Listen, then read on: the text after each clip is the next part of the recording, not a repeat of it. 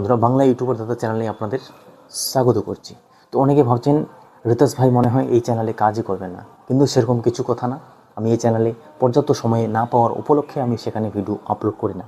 তো আজকে আমি যে সময়ে যে বিষয়ে যে আবেগ নিয়ে আপনাদের সাথে এসেছি, নিশ্চয়ই এই ভিডিওটা দেখে কিছু শিখতে পারবেন। দেখুন বন্ধুরা, ইউটিউবে আমি নানা ধরনের ভিডিও বানিয়েছি, আজ পর্যন্ত বানাচ্ছি। হিন্দি চ্যানেলে আমি কন্টিনিউয়াসলি কাজ করছি। যারা সিরিয়াসলি ইউটিউবে কাজ করে তারা জানে যে ইউটিউবে কীভাবে কাজ করতে হয়, সিরিয়াস ম্যাটারভাবে কাজ করতে হয়, সিরিয়াস সময় দিয়ে কাজ করতে হয়, সিরিয়াস ভ্যালুয়েবল টাইম দিয়ে কাজ করতে হয়, তবে একজন কন্টেন্ট ক্রিয়েটার সাকসেস হতে পারে ইউটিউবে। তো তারা বুঝতে পারবে যে ভাই, আমরা 10টা চ্যানেলে কাজ করলে 3টা চ্যানেলে কাজ করলে হবে না। চ্যানেল অনেক কিছু প্রবলেম থাকে, চ্যানেলে অনেক কিছু জিনিস শিখতে হয়, জানতে হয়। যারা ফেসবুকে কাজ করছে তাদের কাছে সব কিছু সহজ হতে পারে, হ্যালো গাইজ বলা সহজ হতে পারে, তাদের সেটা কাজ। কিন্তু সবাই দেখে এখানে অনুপ্রাণিত হয়ে বিভ্রান্ত হয়ে অনেক ইউটিউবার হোক, কন্টেন্ট ক্রিয়েটার হোক, তারা মুখ থুবড়ে পড়েছে। কারণ আপনি যদি আপনার নিজের গণ্ডি সেট করতে না পারেন, আপনার কী জিনিস বিষয়ে আপনার নলেজ আছে, আপনি কীভাবে আপনাকে টাইমটাকে ম্যানেজ করতে পারেন, সেই জিনিসটাকে যদি বুঝতে না পারেন, তো ইউটিউবে হোক, ফেসবুকে হোক, ইনস্টাগ্রামে হোক, কখনোই সফল হতে পারবেন না। কারণ ইনস্টাগ্রামে সে সকল ভাই বোনেরাই যায় যারা একটু কম বয়সের, তারা গান শুনতে পছন্দ করে, তারা ভিডিও বানালো, ঠিক আছে, এন্টারটেনমেন্ট পারপাসে।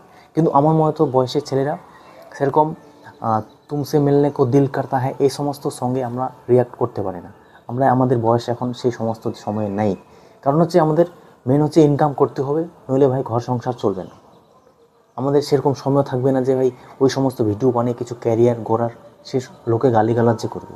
লোকের কথা ছেড়ে দিন, সেটা আলাদা হবে। কিন্তু আমি যেটা ভাব আপনাদের বলতে চাচ্ছি সেটা বুঝতে পারছেন কে ভাই ও সমস্ত করে। কারণ কন্টেন্ট ক্রিয়েটারের সং করে, গান করে আপনারা কয় টাকা ইনকাম করতে পারেন, অনেক পরিশ্রম লেগে যায়। কিন্তু একটা ইউটিউব চ্যানেল থাকলে সেখানে যদি মনিটাইজেশন করতে পারেন, সেখান থেকে না হলেও কিছু ইনকাম করা যায়। ফেসবুকেও তাই, আগে তো আর্নিং হতো, আমি তো ফেসবুকে অত কাজও করি না, জানি না সে সম্বন্ধে, কিন্তু ফেসবুকে এখন বলে আর্নিং অনেক কমে গেছে, অনেকে বলে আর্নিং কমে গেছে। তো কেন কমবে না ভাই? আপনি 15 সেকেন্ডের 20 সেকেন্ডের একটা শর্টস ভিডিও আপলোড করে মিলিয়ন দিয়ে ভিউজ আসে, সেখানে আপনি আশা করছেন $100 $150 পাওয়ার। আমরাও না শর্টস আপলোড করি, আমরাও না একটা শর্টস প্রায় হিন্দি চ্যানেলে 2 লাখের উপরে ভিউজ চলে গেছে, এটা আশা করি 3 লাখ চলে যাবে, 4 লাখও যেতে পারে, 5 লাখও যেতে পারে। আমারও না ইউটিউবে পপুলার ভিডিওতে 25,000 ভিউজ এসেছে, আগামীতে 1 লাখ 1.5 লাখও আসবে। তো আমরা কি বিশাল হয়ে গেলাম? অথবা আমরা সেখান থেকে কি সেটারই ভরসায় আছে যে সেই ভিডিও থেকে ইনকাম করব আর আদার্স ভিডিও থেকে ইনকাম করব না? এই সমস্ত কিছু ভুল ধারণা আমাদের মধ্যে থাকে, যে জিনিসটা আমরা ভাবি খুব সহজে হয়ে যাবে, হয়তো খুব সহজভাবে আমাদের পয়সা রোজগার হয়ে যাবে এবং আমরা সাকসেস পেয়ে যাব। আসলে কিন্তু সেই বিষয়টা সেভাবে না। অ্যাজ এ কন্টেন্ট ক্রিয়েটর আপনাকে এখানে মেহনত করতে হয়, এফার্টস দিতে হয়। আজকে যে আমি প্রায় বাংলা ইউটিউবার দাদার চ্যানেলটা 1.5 বছর 2 বছর হয়ে গেলেও কাজ করছি, তো আমার কি অভিজ্ঞতা হয়নি? আমি কি জিনিস বুঝতে পারছি না? রোদ এসেছে, বৃষ্টি এসেছে, ঝড় এসেছে, তুফান এসেছে, কত কি প্রবলেম না সহ্য করতে হয়েছে। তাও কি এই চ্যানেলটা আমি ছাড়তে পারছি অথবা ছাড়ছি না? কারণ আমি জানি ইউটিউবে ডিমোটিভেট বলে কিছু নেই। ডিমোটিভেট যারা হয়েছে, যারা সময় দিতে পারে না, যারা কাজ করতে পারে না, তাদের দ্বারা ইউটিউবটা হচ্ছে না। এখানে আপনাকে কাজ করতে হবে, কাজটা শিখতে হবে। অনেক চ্যানেল দেখেছি তারা সার্চেবল কন্টেন্ট বানাচ্ছে, কীভাবে এআই দিয়ে কার্টুন ভিডিও বানানো যায়। অনেকে তারা ভিডিও বানাচ্ছে, সেখানে তার মেহনত আছে, সেখানে তার এফোর্টস আছে, সেখানেতে সে বুদ্ধি খাটিয়েছে যে না, সার্চেবল কন্টেন্ট আমাকে বানাতে হবে, তারপরে চ্যানেলটা একটু ভিউজটা বেশি হবে। কিন্তু আমিও ইচ্ছা করলে বানাতে পারি, কিন্তু আমি সময় দিচ্ছি না, সেই সমস্ত বিষয়ে আমি সময় দিচ্ছি না। তো আমার চ্যানেলটা কীভাবে গ্রো হবে ভাই? সবসময় যদি একই রিদমে একই জিনিসে নিয়ে আমি টপিক বানাই, অনেক বাংলা চ্যানেল দেখবেন ইউটিউবে সাজেশন জানাতে ভিউজ আসে না। কিসের জন্য আসে না? তারা সার্চেবল কন্টেন্ট বানায় না, একই নিশ একই সাবজেক্ট নিয়ে সবসময় ভিডিও বানাতে থাকে। আমিও আমার হিন্দি চ্যানেলে সেটা করি, মোটরোলা নিয়ে ভিডিও বানাচ্ছি, তো মোটরোলা নিয়ে ভিডিও বানাচ্ছি। কারণ আরেকটা সাবজেক্টে যেতে হলে সেখানে আমাকে নলেজ গেইন করতে হচ্ছে, সময় সাপেক্ষ, সেটা আমি পারছি না, ইতস্তত হচ্ছি। সেই অডিয়েন্সটাকে আনতে হচ্ছে, সেই সাবস্ক্রাইবারটাকে আনতে হচ্ছে। কিন্তু বাংলা ইউটিউব টিপটিক্সে সেটা না, যে সাবস্ক্রাইবার আসবে তারা ইন্টারেস্টেড, তারা শিখতে চায়, জানতে চায়, তবে সেই সাবস্ক্রাইবারটাই আসবে। কিন্তু অ্যাজ এ কন্টেন্ট ক্রিয়েটার অথবা আমরা যে শিখতে পারছি, যেটা জানতে পারছি, সাবজেক্ট বিষয়ে যত অডিয়েন্স আনবেন তত আপনার লাভ হয়। কারণ আপনি যদি এন্টারটেনমেন্ট চ্যানেল চাচ্ছেন, সেখানে এন্টারটেনমেন্ট লোকে দেখতে আসে, তো আপনাকে এন্টারটেনমেন্টই দিতে হবে। এখানে আপনারা ইউটিউব টিপটিক্স দিতে আসেন, তো এখানে আপনাকে ইউটিউব টিপটিক্সই দিতে হবে। আপনার ম্যাচিওর অডিয়েন্স আছে, তো ম্যাচিওর অডিয়েন্সে অনেকটা কাজে দেয়। তো এই সমস্ত জিনিসগুলো বুঝতে হয় যে আসলে ভিউজটা কী জিনিস, শুধুমাত্র লাখ দিয়ে ভিউজ আনা, 10,000 ভিউজ আনা, 500 ভিউজ আনা, সেটা কোনো ম্যাটার করছে না। এখানে অনেক ভাই আছে যারা একজন না একজন আমাকে মনে মনে এটা চিন্তিত করবে যে এই যে রিতেশ ভাই এই ভিডিও বানাচ্ছে, এর কথাগুলো একদম 100% জেনুইন, সত্যি এটাই হয় ইউটিউবে। কিন্তু অনেক ভাইয়েরা আছে যারা বুঝতে পারবে না, ম্যাচিওর অডিয়েন্স না, তারা বুঝতে পারবে না কাজটাকে। তারা অনেক কিছু আইডিয়া করবে যে ভাই এর দ্বারা হচ্ছে না, এই থাম্বনেল ইমপ্রেশন। ভাই থাম্বনেল মানছি, থাম্বনেল খুব কাজে দেয়, ইমপ্রেশন খুব কাজে দেয়। যখন প্র্যাকটিক্যালি কাজ করবেন না, তখন নিজে বুঝতে পারবেন, নিজে বেটার হবেন। আপনি আরও বেটার হবেন। আমি হিন্দি চ্যানেলে কাজ করছি, সেখান থেকে কিন্তু আমি আরও বেটার হওয়ার চেষ্টা করছি। সেখানে অনেক প্রবলেম আসছে ভাই, ফাইন্যান্সিয়াল প্রবলেম হতে পারে, আপনার পার্সোনাল প্রবলেম হতে পারে, সেই ধরনের প্রবলেম আসছে। অ্যাডসেন্সে সেরকম রেভিনিউ থাকে না, সেটারও প্রবলেম হতে পারে। অ্যাফিলিয়েট জিনিসটা কি, সেটা থেকে কীরকম আর্নিং হয় সেটাও আপনার শেখার বিষয় আছে। হঠাৎ করে আসলাম, হঠাৎ করে সব কিছু শিখে গেলাম, হঠাৎ করে আমি আর্নিং করতে শুরু করলাম, কেউ যদি ভেবে থাকে যে ইউটিউবে অসম্ভব ব্যাপার।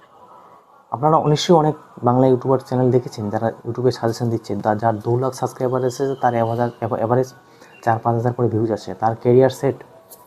কিন্তু সে চাইলে প্রত্যেক ভিডিওতে 10,000 ভিউজ আনতে পারে, তাকে সেভাবে মাথা খাটাতে হবে। সময়ের সাথে সাথে অনেক কিছু জিনিস পরিবর্তন হয়, অনেক কিছু জিনিস চেঞ্জ হয়, সেই জিনিসটাকে আমাদের ক্যাচ আপ করতে হয়। যদি সেই জিনিসটা ক্যাচ আপ না করতে পারে, তাহলে গ্রো হচ্ছে না।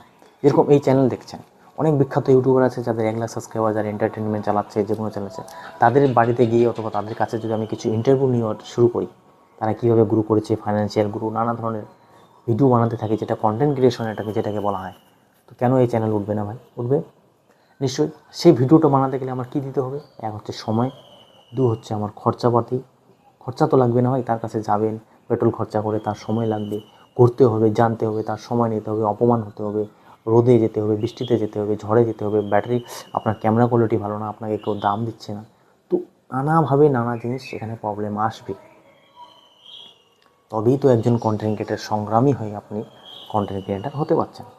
আজকে এই যে প্রোডাক্টগুলো দেখছেন, এই যে জিনিসগুলো দেখছেন, এই সেটআপটা দেখছেন, এই টুপি দেখছেন, এই ড্রেস দেখছেন, এই মাইক দেখছেন, যাবতীয় যা কিছু আছে সব কিন্তু আমি ইউটিউবের পয়সায় অর্জন করেছি।